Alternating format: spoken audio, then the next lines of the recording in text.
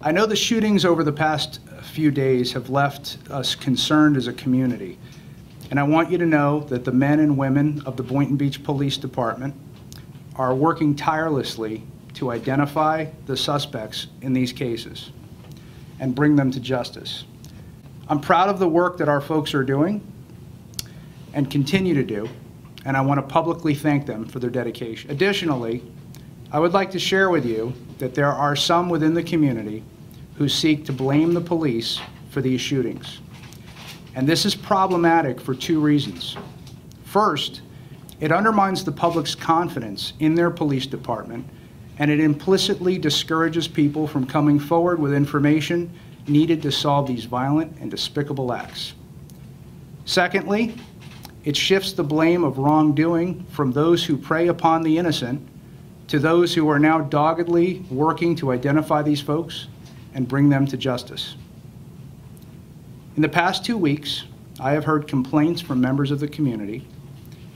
On Thursday, January 12th, several members of the community expressed their concern that we as a police department are under-policing or exercising too much discretion, particularly in the northeast area of our city.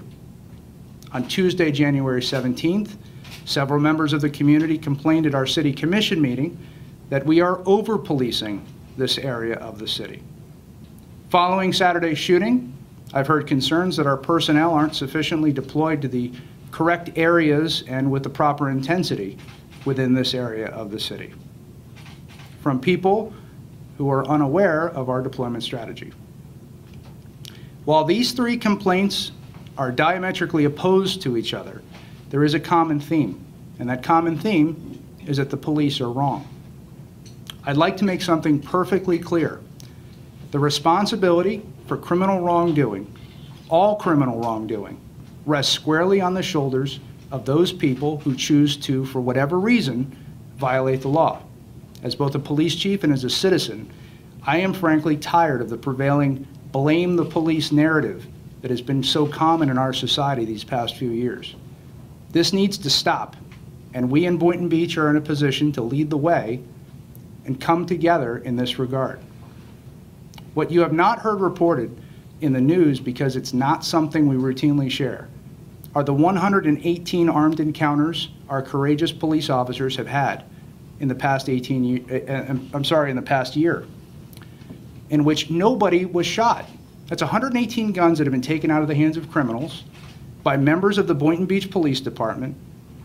And we don't often boast about what we do for the community. That's not the business we're in. But as chief of this department, I would be remiss not to share with you the extraordinary efforts our personnel have undertaken to curb criminal gun violence in our community in the face of this unwarranted scrutiny. It is wholly unrealistic to believe that any police force of 155 officers can preeminently exercise their authority in a way that would prevent upwards of 50,000 people to exercise their free will in a way that would harm others. The great equalizer in this equation is community cooperation. Our effectiveness is largely dependent upon the eyes and ears of those we serve. The only thing necessary for the triumph of evil is for good men to do nothing. We all have an interest in ensuring that evil does not win, and I invite every responsible member of the community to unite and help us identify criminals so we can bring them to justice.